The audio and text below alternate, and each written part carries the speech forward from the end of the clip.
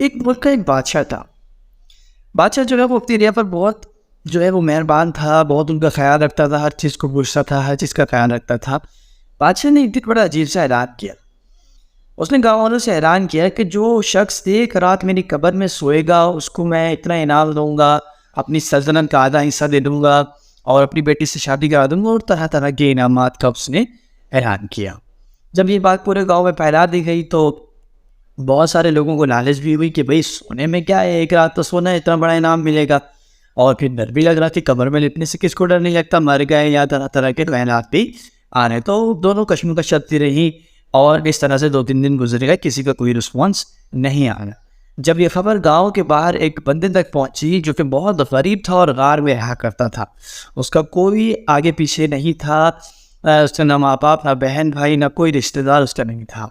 जब उस तक ये खबर पहुंची, उसके पास एक बकरी हुआ करती थी और वो बकरी के साथ अपनी ज़िंदगी गुजारता था, उसको चाहता था, उसके साथ दिन गुजारता था, उसी का दूध पी के जिंदा रहता था और वो अकेला रहा करता था। जब ये बात उस तक पहुंची तो उसने बोला कि भाई हमारी ज़िंदगी तो बदतर है और हमारे पास कभी खुशी मिली नहीं, तो हमने रिस्क लेना ज़रूरी है, क्योंकि मर गए तो मर गए और अगर कर पाए तो इतना बड़ा इनाम मिलेगा।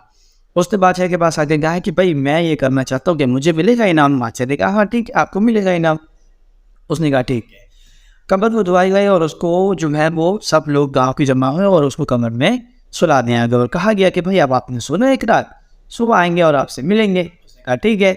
जब उसको सुला दिया गया तो फरिश्ते उसके पास हिसाब किताब लेने के लिए आ गए।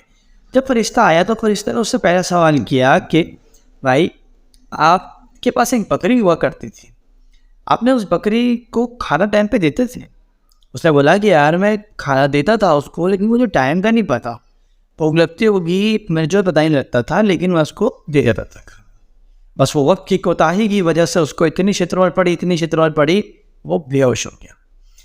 जब होश में आया तो बकरी से रिलेटेड अगला सवाल हुआ।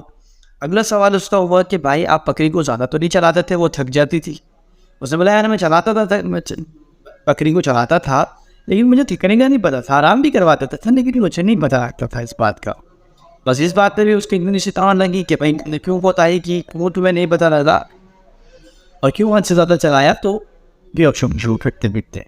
जब दोबारा होश में आया तो फिर एक और से सवाल किया कि भाई आप ज़्यादा बोझ तो नहीं डालते थे बकरी पर?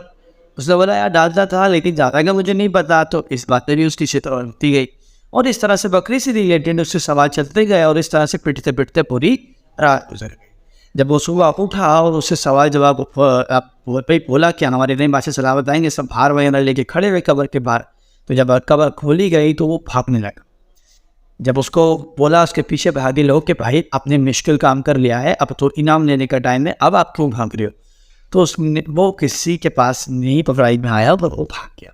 2-3 दिन बाद उसको पकड़ा गया और उससे पूछा गया तो उसको बादशाह के पास पेश किया गया। बादशाह ने उसको बोला कि भाई तुमने मुश्किल काम कर लिया और 2-3 दिन गुजर गए, तुम्हारा इनाम पड़ा है, तुम क्यों नहीं लेते इनाम अपना? तो उसने कहा कि एक बकरी से रिलेटेड जो है वो सवाल का जवाब देते देते मैं पूरी रात पिटता रहा और मेरी पूरी रात इस तरह से गुजर गई। मुझे डर लगता है, मुझे खौफ आता है कि तुम्हारे पास इतनी बड़ी सल्तनत है, इतना माल दौलत है, इतने लोगों की जिम्मेदारियाँ हैं, पूरी एक गाँव पूरे एक मुल्क की हमारी जिम्मेदारी है, तो अपना हिसाब किताब कैसे दोगे? तो ऐसे बहुत से छोटे छोटे गुनाह हैं जिनका हमें पता भी नहीं लगता कि ये गुनाह है भी या नहीं, और हम वो कर देते हैं। लेकिन क़यामत का दिन बहुत नज़दीक है और बहुत बड़ा दिन है, 50,000 साल का दिन, और उस दिन हर एक बारीक चीज़ पूछी जाएगी, हर एक चीज़ बराबर कर दी जाएगी कि अगर ऐसा किया था तो क्यों किया था, इसका हिसाब किताब देना पड़ेगा।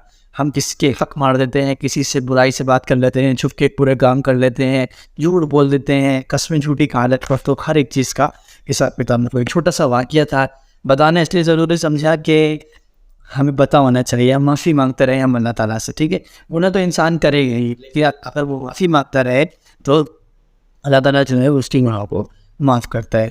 बस वैसे ही वाक़या था, खिदमत में पेश करना था। इंशाल्लाह फिर किसी और वीडियो में मुलाकात होगी, तब तक के लिए अल्लाह हाफ़िज़।